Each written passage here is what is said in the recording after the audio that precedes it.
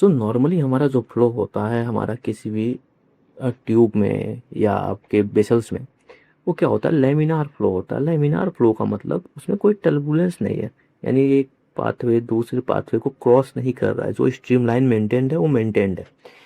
अच्छा, जब यही फ्लो टर्बुलेंट हो जाता है हमारा, जिसमें एडी करंट बनने लगते हैं वो हमारे, ठीक है, जब आपने नॉर्मल फिजिक्स में पढ़ा होगा, जब टर्बुलेंट फ्लो हो जाता है, ठीक, तो टर्बुलेंट जो फ्लो होता है वह एक साउंड क्रिएट करता है। उसी को हम लोग जब ऑस्कल्टेट करते हैं तो हमें मिलता है मरमर। अच्छा, आपने अपने फिजिक्स में पढ़ा होगा कि जो रेनॉल्ड्स नंबर होता है हमारा, जब 2000 से ज़्यादा हो जाए तो हमारी क्या होती है, फ्लो क्या होती है, टर्बुलेंट हो जाती है। और रेनॉल्ड्स नंबर का फार्मूला क्या था, रो वी डी बाई एन। ठीक है, ये तो फिजियोलॉजी में आ गया। तो बेसिकली ये है कि जब भी कोई टर्बुलेंट फ्लो होता है उस कंडीशन में हमको मरमर सुनाई देता है, हमको इतना पता होना चाहिए। अच्छा, मरमर जब अगर हमारा किसी पेरीफेरी ऑर्गन में आर्टेरियल स्टेनोसिस कहीं हो रहा है वहाँ पे सुनाई दे रहा है, उसको हम लोग ब्रूट्स कहते हैं। ठीक है, जैसे रेनियल आर्टरी की स्टेनोसिस होगी, अगर आपको वहाँ पे कुछ एबनॉर्मल साउंड सुनाई दे रहा है यानी वहाँ रेनल आर्टरी की स्टेनोसिस है, तो उसको क्या कहेंगे हम लोग, रेनल ब्रूट्स कहेंगे। ठीक है। अच्छा, अब आ जाते हैं कि जो भी मरमर हम लोग को सुनना, तो सबसे पहले एग्जामिनर को कभी भी हम लोग ये नहीं बोलेंगे कि हमको मरमर सुनाई दे दिया, नहीं। हम एग्जामिनर को पहले क्या बताएंगे कि हम लोगों को एस वन सुनाई दिया, हम लोगों को एस वन एस टू सुनाई दिया, और एक एडेड साउंड, या बोल सकते हैं कि एक एबनॉर्मल साउंड हमको सुनाई दिया। आप एग्जामिनर को पूछने दीजिए क्या सुनाई दिया, आप पहले बताएंगे कि आपको एक एडेड साउंड या एक एबनॉर्मल साउंड सुनाई दिया। ठीक है, फिर एग्जामिनर पूछेगा कि वो साउंड आपको क्या लग रहा है, तो आप बताएंगे वो मोस्ट प्रोबेबली हमारा क्या है, कि वो मोस्ट प्रोबेबली हमारा मरमर है। ठीक है। अच्छा, फिर पूछेगा कि आप मरमर, उस मरमर को डिस्क्राइब करिए, तो हमको मरमर को 10 पॉइंट्स में डिस्क्राइब करना होता है। ठीक है। अच्छा, तो देखिए कुछ पॉइंट्स इसमें आपके प्रैक्टिकल पॉइंट ऑफ व्यू से इम्पोर्टेंट है, कि जो आप प्रैक्टिकली बता सकते हैं, आप अपने लेवल पे कर भी सकते हैं। ठीक है, उससे कोई दिक्कत नहीं आएगी। कुछ पॉइंट जो है वो थ्योरेटिकल है। ठीक है, उसमें बहुत ज़्यादा दिमाग नहीं लगाना है, कुछ चीज़ें आपको याद कर लेनी है। ठीक है, तो जो मेन मेन पॉइंट है जो हमको आना चाहिए, एक कि वो हमको वो मरमर कहाँ सबसे बेस्ट सुनाई दे रहा है, वेयर बेस्ट ऑडिबल और पॉइंट ऑफ मैक्सिमम इंटेंसिटी, उस एरिया को बताइए। आपको अभी पता होगा कि जो हमारा कार्डियक ऑस्कल्टेशन होता है किस एरिया में होता है, लेफ्ट सेकंड इंटरकॉस्टल स्पेस में, राइट और लेफ्ट में, फिर आपका थर्ड इंटरकॉस्टल स्पेस में, फिर फोर्थ, फिर फिफ्थ। ठीक, ये आपको एरिया पता होना चाहिए। ठीक, उसके बाद टाइमिंग इन कार्डियक साइकिल, सिस्टोल है कि डायस्टोल है या कंटिन्यूअस है। अच्छा, अभी मैं आपको तरीका बताऊंगा कैसे पता करेंगे कि आप सिस्टोल में है कि डायस्टोल में है। ठीक, एज ए एमबीबीएस ग्रेजुएट आप इतना बता सकते हैं कि वो साउंड जो मरमर का है वो सिस्टोल है कि डायस्टोल है या कंटिन्यूअस है।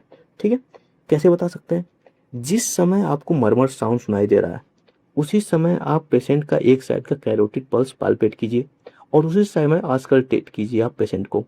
ठीक, जिस समय आपका पैरोटिड पल्स हिट कर रहा है और उसी समय आपको मरमर सुनाई दे रहा है, वो मरमर कैसा होगा, हमारा सिस्टोलिक होगा।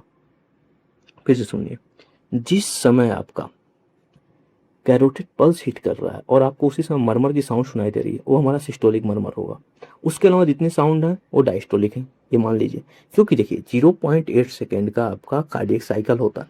आप अभी एस वन एस टू सुनने में ही कंफ्यूज हो जाएंगे कि वो हमारा नॉर्मल साउंड है कि नहीं।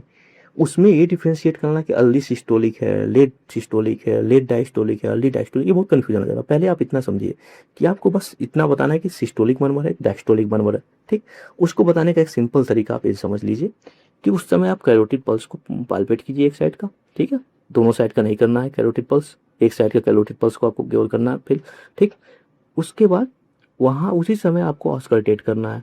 अगर उसी समय आपको मरमर सुनाई दे रहा है जिस समय आपको कैरोटिड का पल्स फील हो रहा है, वो मरमर कैसा है, हमारा सिस्टोलिक है। अगर उसके अलावा तो डायस्टोलिक है, या पूरे समय मरमर रह रहा है तो कंटिन्यूअस है। कंटिन्यूअस तो आप आसानी से पहचान लेंगे।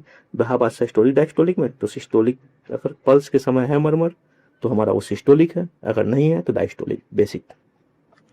उसके बाद उस मरमर का कैरेक्टर क्या है। ठीक है, तो देखिए इसमें एग्जामिनर बहुत ज़्यादा आपसे इतना अप्रिशिएट नहीं कर पाएगा, कोई भी नहीं इतना ज़्यादा। ये अपना पॉइंट ऑफ व्यू है, आपको लग रहा है कि वो ब्लोइंग है, आपको लग सकता है हर्ष है, आपको लग सकता है म्यूजिकल है, तो इस पे एग्जामिनर उतना नहीं गया। इस पे आपका वाइबा जाएगा, इस पे आएगा थ्योरेटिकल वाइबा, कि क्रिसेंडो पैटर्न है कि डिक्रिसेंडो पैटर्न है। ठीक, वो कुछ चीज़ें आपको याद रखनी होंगी जो मैं आगे बताऊंगा। उसके बाद उसका रेडिएशन किधर है, मरमर का है, डायरेक्शन क्या है सेलेक्टिव प्रोग्रेशन का। जो रेडिएशन हो रहा है वो हमारा इंडिकेट करेगा कि क्या है डायरेक्शन ऑफ ब्लड को। जैसे मान लीजिए अरोटिक स्टेनोसिस हो गई हमारी, ठीक है, तो हमारा जो हार्ट है, ठीक, यहाँ से उसको पंप करना था हमारा, ठीक है, यहाँ पे स्टेनोसिस है, ठीक। अब क्या होगा कि उसका जो कैरो आगे फ्लो होगा जो हमारा, ठीक है, उसका प्रोग्रेशन किधर हो रहा है मरमर का, वो उसको हमारा पाथवे दिखाएगा, ठीक है। तो उसका रेडिएशन क्या है, किधर हमारा मरमर जा रहा है, ठीक, उसको ऑस्कल्टेट करते करते आप जाएंगे उस साइड, ठीक, कैरोटिड साइड ऑस्कल्टेट कर लेंगे, एक्जिला पे ऑस्कल्टेट कर लेंगे, क्या मरमर हमको वहाँ सुनाई दे रहा है, तो हमको डायरेक्शन मिल जाएगा प्रोग्रेशन का, ठीक है। उसके बाद आते हैं इंटेंसिटी पे। देखिए इंटेंसिटी बहुत उसकी ग्रेडिंग जो है हमारी मरमर की, वो बहुत यूनिक ग्रेडिंग नहीं है, वो क्या कहते हैं बहुत डिस्टिंक्ट ग्रेडिंग नहीं है। बस ये आपको मोटा मोटा याद रखना है कि अगर थ्रिल प्रेजेंट है, थ्रिल मतलब पाल्पेबल मरमर, आप उसको पाल्पेट कर पा रहे हैं, केवल आस्कल्टेशन से नहीं पाल्पेशन से भी आपको पता चल रहा है कि उसे एबनॉर्मल साउंड आ रहा है, तो वो हमारा अगर थ्रिल प्रेजेंट है तो ग्रेड 4 है या उससे ज़्यादा है। बस इतना आइडिया रखिए। बाकी जो मरमर का ग्रेडिंग है वो ऐसे है कि सॉफ्ट है, वेरी लाउड है, वेरी लाउड है, ठीक है, उतनी उस इंपॉर्टेंट है उसके लिए, उतना इंपॉर्टेंट नहीं है। बस इतना पता होना चाहिए आपको कि अगर थ्रिल प्रेजेंट है तो ग्रेड 4 है, उससे ऊपर है, ठीक। उसके बाद चेंजेस विथ रिस्पिरेशन क्या है, ठीक, वो भी आगे हम डिस्कस करेंगे। फिर पोस्चर के साथ क्या चेंजेस हैं, फिर चेंजेस आफ्टर एक्सरसाइज क्या है, उस मरमर का क्या चेंज हो रहा है, फिर जो आप एमबीबीएस लेवल पे आसानी से कर सकते हैं कि क्या हमको वो जो साउंड सुनाई दे रहा है मरमर का, वो डायफ्राम से बेटर सुनाई दे रहा है कि बेल ऑफ स्टेथोस्कोप से सुनाई दे रहा है। अच्छा, आपको मैंने पहले भी बता चुका हूँ कि सभी जो साउंड होते हैं हम कार्डियो में जितने भी सुन रहे हैं, सभी हमारे किससे सुनाई दे रहे हैं, डायफ्राम से सुनाई दे रहे हैं। केवल और केवल एक्सेप्शन हमने बताया था S3 S4, ठीक, MS TS और ऑस्टिन फ्लिंट मरमर जो आपका AR के केस में मिलता है, ठीक है। तो ये इतनी चीज़ें हमारे किससे सुनाई देंगी, बेल ऑफ द डायफ्राम से, बेल ऑफ द स्टेथोस्कोप से, सॉरी। तो इतने चीज़ें अगर हमको याद है तो बाकी सब किससे हम लोग सुनेंगे, सब चीज़ें हम किससे सुन रहे हैं, हमारा डायफ्राम ऑफ द स्टेथोस्कोप से, ठीक। एक पॉइंट आपको ऑलरेडी मिल गया। फिर आप डायनेमिक ऑस्कल्टेशन करेंगे। डायनेमिक ऑस्कल्टेशन का मतलब है कि डिफरेंट मैनूवर, जैसे लेग रेज कराएंगे पेशेंट का, ठीक, उसके बाद हैंड ग्रिप कराएंगे फिर पेशेंट का, ठीक है, फिर स्क्वाटिंग करा के पेशेंट का ऑस्कल्टेशन करेंगे, ठीक। ये सब आपको करना होगा, ठीक। 8-10 पॉइंट में मरमर को डिस्क्राइब करना होता है।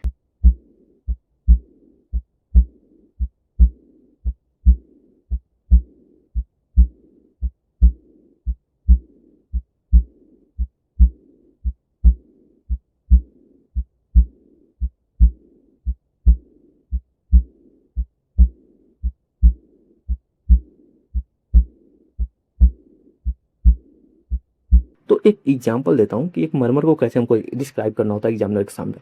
तो आप अगर एग्जामिनर पूछा क्या साउंड सुनाई दिया, तो सबसे पहले आप बताएंगे कि एक एडिशनल साउंड या एक एबनॉर्मल साउंड हमें सुनाई दिया, ठीक है। तो कुछ कहेगा कि आप उस मरमर को या एबनॉर्मल साउंड को डिस्क्राइब करिए।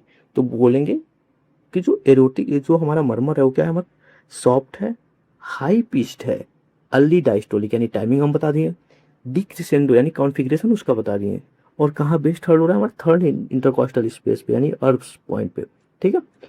उसके बाद ऑन द लेफ्ट, ठीक, with diaphragm of the stethoscope, ये बता दिए किससे, कहाँ पे एक्सप्रेशन के साथ वेरी कहाँ करता है, इंड एक्सप्रेशन पे। उस पोस्चर में पेशेंट का किस क्या है, patient sitting up and leaning forward. ये आपने पूरा डिस्क्राइब ऐसे करना होता है हर मरमर को। आप इसके 4-5 पॉइंट भी बताएंगे तो कोई दिक्कत नहीं है, जितना बेस्ट आप बताएंगे उतना बेस्ट है, लेकिन एटलीस्ट 4 पॉइंट आपको आना चाहिए इसके बीच में। अच्छा, अब आपको लैंडमार्क बता देता हूँ मैं। तो जो सेकेंड इंटरकॉस्टल स्पेस होता है राइट साइड का, ध्यान दीजिए, अरोटा हमारा लेफ्ट साइड होता है, लेकिन जो एरिया है वो अरोटिक एरिया है हमारा किधर, राइट साइड में। और सेकंड इंटरकॉस्टल स्पेस में हमारा जो पल्मोनरी एरिया है लेफ्ट साइड में। थर्ड इंटरकॉस्टल स्पेस में न्यूरोटिक एरिया और एरिया भी इसी को बोलते हैं हम लोग। इसमें हमारा AR का साउंड कैरेक्टरिस्टिकली सुनाई देता है। फिर आ जाता है हमारा ट्राइकस्पिड एरिया, फिर आ जाता है हमारा मिट्रल एरिया जो अपेक्स बीटम को जहाँ सुनाई देता है लगो। अब आ जाते हैं हम लोग मरमर के टाइमिंग पे, ठीक है, कि सिस्टोल है या डायस्टोल है, ठीक। मैंने आसानी से बता दिया कि कैसे डिफ्रेंशिएट करेंगे, कैरोटिक पल्स को पाल्पेट करेंगे और उसी समय हम लोग आस्कल्टेट करेंगे। अगर कैरोटिक पल्स के साथ आ रहा है तो हमारा सिस्टोला, नहीं तो डायस्टोला। अच्छा, अगर इसको हम लोग एक मरमर को आसानी से समझें, आपको जितना आसानी से मैं बता सकता हूँ बता रहा हूँ, ठीक, उसको आपको ज़्यादा रटने की ज़रूरत नहीं है। आप एक स्टोरी लाइन की तरह सुनिएगा इसे। सबसे पहले अगर हमारा वेंट्रिकल कॉन्ट्रैक्ट कर रहा है, ठीक है, पहले एकदम बेसिक चीज़ आपको बता देता हूँ, आपको पता भी होगी ये बात। जो हमारा सिस्टोल चीज वाली बात है और जो डायस्टोल वाली बात है, वो किसके रिगार्डिंग है हमारी? सिस्टोल यानी हमारा जब वेंट्रिकल कॉन्ट्रैक्ट करेगा तब हम सिस्टोलिक फेज कह रहे हैं उसको, ठीक। अगर वेंट्रिकुलर रिलैक्स कर रहा है तो उसको वेंट्रिकुलर के ही रिस्पेक्ट में ही बोल रहा है, ठीक है। तो अगर हमारा वेंट्रिकल कॉन्ट्रैक्ट करेगा, ब्लड फील्ड है हमारा इसमें, तो सबसे पहले जो प्रेशर जाएगा हमारा वो बैक प्रेशर जाएगा, ठीक है। तो पहला हमारा बैक प्रेशर गया। अगर पहला बैक प्रेशर गया तो हमारा कौन सा मरमर आएगा? सबसे पहले अर्ली सिस्टोलिक मरमर। कहानी की तरह सुनते जाइए। अर्ली सिस्टोलिक मरमर पहले आया हमारा। अच्छा, तो अगर पीछे जा रहा है और हमको टर्बुलेंट फ्लो आ रहा है पीछे या साइड में, तो किस चीज़ का आ सकता है? यहाँ पे कौन सा वाल्व है? ठीक, अगर एक वेंट्रिकल कॉन्ट्रैक्ट करेगा तो दोनों वेंट्रिकल कॉन्ट्रैक्ट करेंगे एक साथ, ठीक है। तो यहाँ पे क्या होगा? बैक फ्लो कर रहा है। बैक फ्लो कब करेगा? जब स्टेनोसिस यहाँ होगी तब करेगा, कि जब रिगर्जिटेशन होगा तब करेगा? सिंपल सी बात है। अगर पीछे हमारा जाला लगा हुआ है तो जाले के थ्रू फ्लो करेगा। जब ऑलरेडी स्टेनोसिस उसके थ्रू तो फ्लो करेगा नहीं। तो यानी यहाँ पे हमारा क्या है? बैक फ्लो कर रहा है, तो यहाँ पे क्या है? हमारा रिगर्जिटेशन है। फिर से समझिए, जब हमारा वेंट्रिकुलर कॉन्ट्रैक्शन हो रहा है तो जितने ब्लड भरे हुए हैं हमारे, वो क्या हो रहे हैं? हमारे बैक फ्लो कर रहे हैं। अच्छा, अगर हमारे वेंट्रिकुलर कॉन्ट्रैक्शन पे बैक फ्लो कर रहे हैं तो किस वॉल में क्या पैथोलॉजी होगी कि आपका साउंड आएगा? क्या होगा? जब रिगर्जिटेशन होगा, स्टेनोसिस होगा, तो उसमें तो ब्लड जाएगा ही नहीं पीछे, तो उसमें तो कुछ होना नहीं है। यानी अगर इसका वॉल पर रिगर्जिटेशन हो रहा तो कौन सा वॉल्व आ गया हमारा? इस साइड का हमारा मिट्रल वॉल्व हो गया, यानी मिट्रल रिगर्जिटेशन। और इस साइड का हमारा क्या हो गया? ट्राइकस्पिड का रिगर्जिटेशन।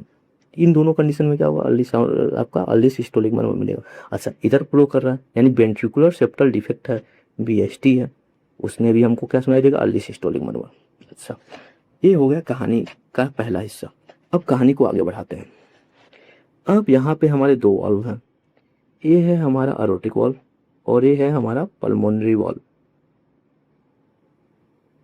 ठीक। जो हमारा अरोटिक वाल्व है, जो पल्मोनरी वाल्व, अब ध्यान से सुनिए।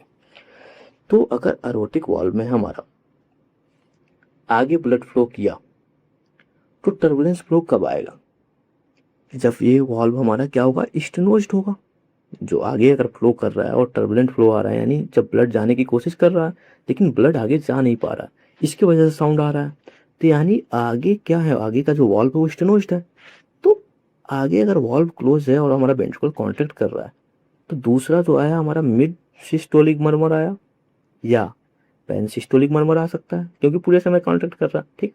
तो अगर मिड सिस्टोलिक मरमर देखा जाए तो किसमें हमको मिलेगा? अरोटिक का या तो स्टेनोसिस हो या हमारा पल्मोनरी का स्टेनोसिस हो। ये दूसरी पार्ट हो गई कहानी की हमारी, ठीक है। अब आ जाते हैं हम लोग तीसरे पार्ट ऑफ अपने स्टोरी की।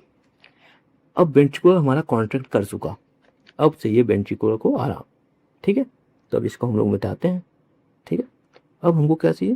कि हमारा वेंट्रिकुलर कॉन्ट्रैक्शन कर चुका, अब हमको वेंट्रिकुलर को क्या चाहिए? कि आराम करना है उसको। तो अगर वेंट्रिकुलर का आराम करना है तो उस समय क्या होगा? हमारा ब्लड किस में आ गया? इधर पल्मोनरी आर्टरी में आ गया, इधर हमारा अरोटा में आ गया, ठीक। अब यहाँ से क्या होगा? बैक फ्लो होना चालू होगा। एक हो गया पार्ट 3, ठीक। उस समय तब तक वेंट्रिकुलर कॉन्ट्रैक्शन खत्म हो चुका है। अब क्या होगा? वेंट्रिकुलर क्या हो गया? डायस्टोलिक फेज में चला गया, यानी डायस्टोलिक मरमर चालू हो जाएगा अब हमारा। अच्छा, तीसरे पार्ट ऑफ कहानी में जब हमारा डायस्टोलिक स्टोरी चालू हो गई तो बैक फ्लो चालू हो गया हमारा। अच्छा, बैक फ्लो अगर चालू हो गया है तो जैसे ये साउंड, जैसे ये ब्लड बैक जाएगा, पीछे जाएगा, ठीक है। तो उस कंडीशन में पीछे अगर बैक फ्लो हो रहा है तो क्या होना चाहिए? आपको मैंने पहले बता चुका, क्या होगा? रिगर्जिटेशन होगा। इस वाल्व में भी होगा, इस वाल्व में भी होगा। तो इस रिगर्जिटेशन को क्या कहेंगे? हमारा अरोटिक रिगर्जिटेशन।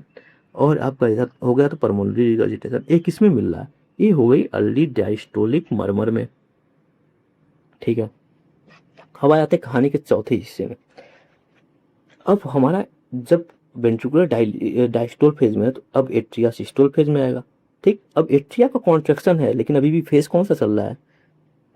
हमारा सिस्टोलिक फेज चल रहा है, क्योंकि हम लोग सिस्टोल डायस्टोल लेते हैं किसके रिस्पेक्ट में लेते हैं? वो वेंट्रिकुलर के रिस्पेक्ट में लेते हैं।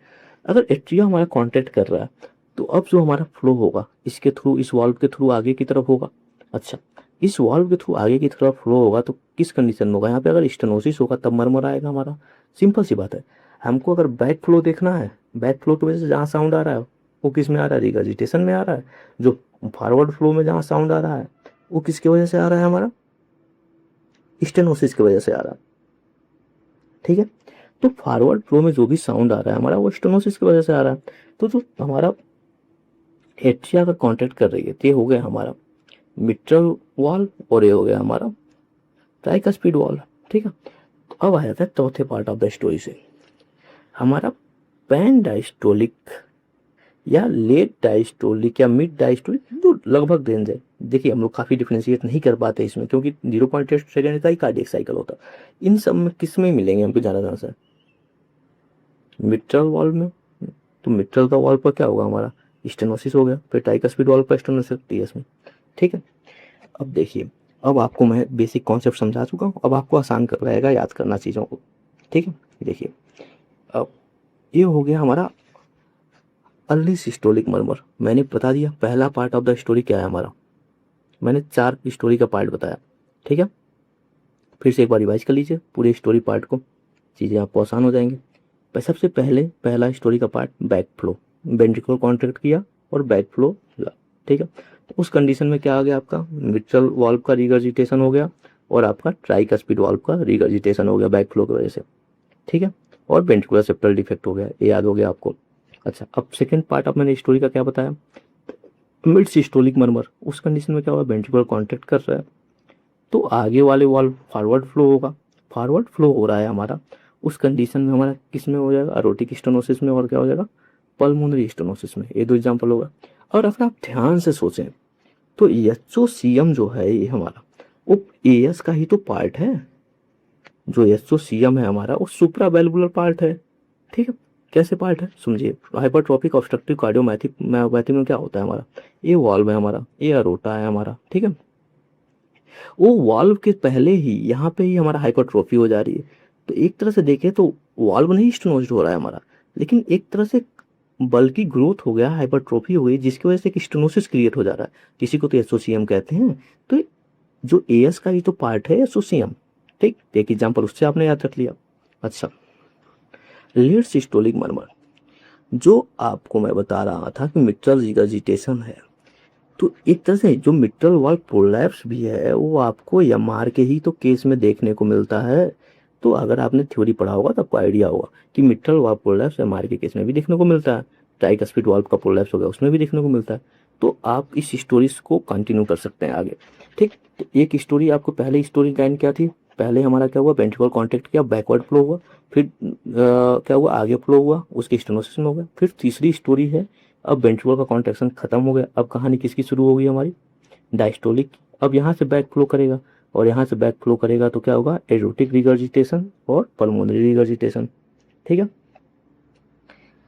अब आ जाते हैं हम लोग इस वाले पार्ट पे कि तीसरा हो गया। चौथा क्या था कि हमारा कॉन्ट्रैक्ट करेगा एट्रिया, एट्रिया कॉन्ट्रैक्ट करेगा तो मीन्स डायस्टोलिक मर्मर आएगा या पैन आपका। ठीक, पैन डायस्टोलिक मर्मर आ गया।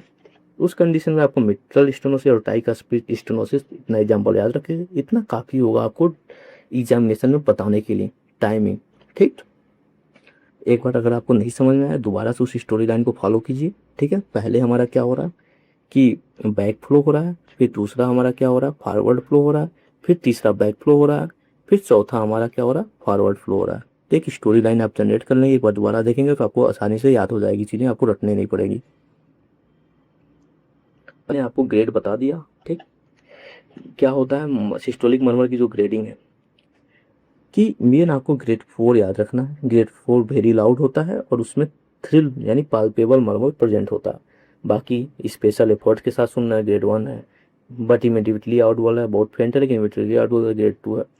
मर्मर मॉडरेटली लाउड है तो लेकिन ये चीज़ें इतनी बहुत ज़्यादा इंपॉर्टेंट नहीं है। ग्रेडिंग मेन आपको ये आना होती है ग्रेड 4 है वेरी लाउड है और आपको पाल्पेबल मर्मर प्रेजेंट होगा। बाकी अगर केवल आपको एक एज आप स्टेथोस्कोप से लगा के भी सुन पा रहे हैं मर्मर तो ग्रेड 5 है। और अगर आपने जस्ट अभी ऑडिबल है just remove of the contact यानी स्किन के जस्ट अभी ऊपर हटाने की कोशिश की तब भी आपको मरमर की साउंड सुनाई दे रही है तो ग्रेड 6 है। ठीक, डायस्टोलिक मरमर बहुत ज़्यादा इंपॉर्टेंट नहीं है, एम्स द्वारा दिया गया है, अगर ग्रेड खोला तो वेरी राउंड होगी, 3D होगी, बहुत ज़्यादा वैसे इंपॉर्टेंट नहीं है इसकी। अब आ जाते हैं कैरेक्टर पे। तो मैंने बताया था कि कैरेक्टर जो होंगे मरमर के वो आप खुद से डिस्क्राइब कर सकते हैं कि क्रिसेंडो प्रेजेंट है कि क्रिसेंडो डिक्रेसेंडो पैटर्न है। ये चीज़ें थ्योरेटिकल है, आपको याद रखनी पड़ेंगी कुछ चीज़ें, आप थ्योरेटिकल बुक से देख सकते हैं।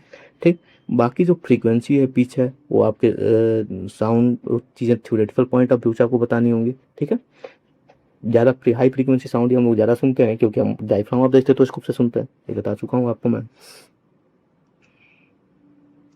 अब आ जाते हैं वेरिएशन विथ पोजीशन। ठीक है, तो जो हमारा वेरिएशन विथ पोजीशन है हमारा, वो हम दो चीज़ों में कर सकते हैं। जितने भी हमारे लेफ्ट लेटरल रिकम्बिनेंट पोजीशन में क्या होगा हमारा, एस वन साउंड पर बढ़ जाएगा। जितने भी लेफ्ट के साउंड है हमारे, लेफ्ट साउंड मतलब जित मिट्रल वाल्व के साइड के साउंड है वो हमारे बढ़ जाएंगे, एम एस एम आर, और जो हमारा आस्टिन फ्लिंट मरमरा जो ए आर की वजह से आता है वो भी बढ़ जाएगा हमारा लेफ्ट लेटरल रिकम्बिनेंट पोजीशन पे। ठीक है, सीटिंग एंड लीनिंग फॉरवर्ड पे ए आर और पी आर का बढ़ जाएगा, रिगर्जिटेशन वाले साउंड बढ़ जाएंगे। ठीक है, और हमारा जो पैसिव लेग राइजिंग है सुपाइन पोजीशन पे है। ठीक है, इन सब चीज़ों में हमारा जैसे सी एम का जो एक ए एस का पार्ट है, ठीक, उसमें बढ़ जाएगा। तो ये सब चीज़ें उतनी ज़्यादा आपको डिटेल में नहीं याद रखनी है, बेसिक आइडिया होना चाहिए कि लेफ्ट साइड रिकम्बिनेंट पोजीशन में जो लेफ्ट साइड की साउंड है वो आपकी क्या होंगी, हमारी बढ़ जाएगी। ठीक है, साउंड तुम्हारी ज़्यादा सुनाई देगी, उसकी इंटेंसिटी इंक्रीज हो जाएगी। और जो हमारा सीटिंग और लीनिंग फॉरवर्ड में इसीलिए हम लोग कहते हैं कि साउंड सुनेंगे तो यार और पी आर की साउंड बढ़े, ये बेसिक 2 पॉइंट याद रख लीजिए। अच्छा, रिस्पायरेशन के साथ जो हमारा वेरिएशन है मरमर का, सिंपल याद रखना है आपको।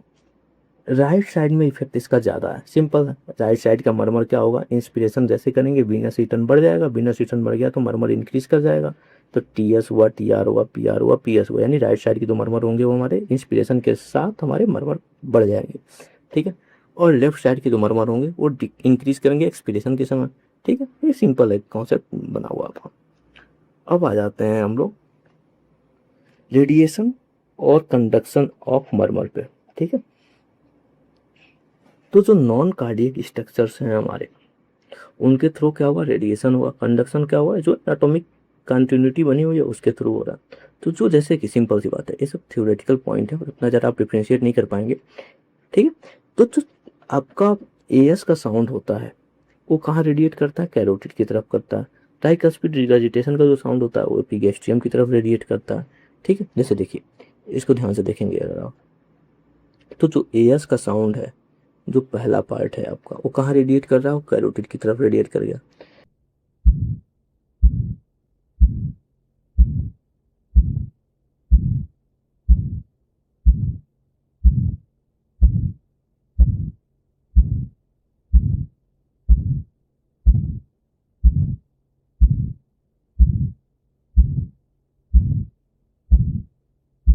जो इंडाइस्टोलिक मरमर जो ए आर का है, ठीक है, वह सेकेंड इंटरकॉस्टल तो थर्ड इंटरकॉस्टल रेडिएट कर रहा है, जो सेकेंड आपका यहाँ से यहाँ रेडिएट कर रहा है।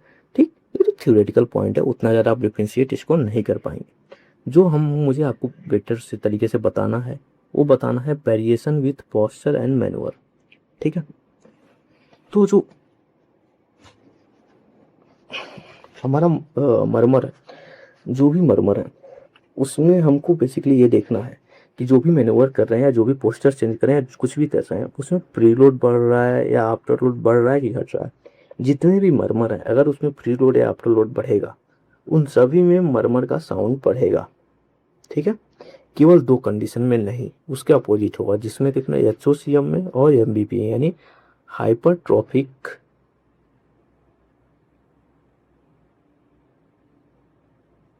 ऑब्स्ट्रक्टिव कार्डियोमायोपैथी में और मिट्रल वाल्व कोलैप्स में।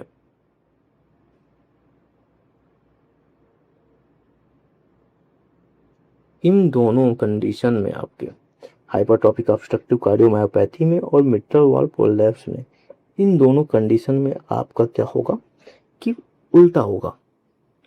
अगर प्री लोड आफ्टर लोड आपका घटेगा तो इनका इंटेंसिटी बढ़ेगा।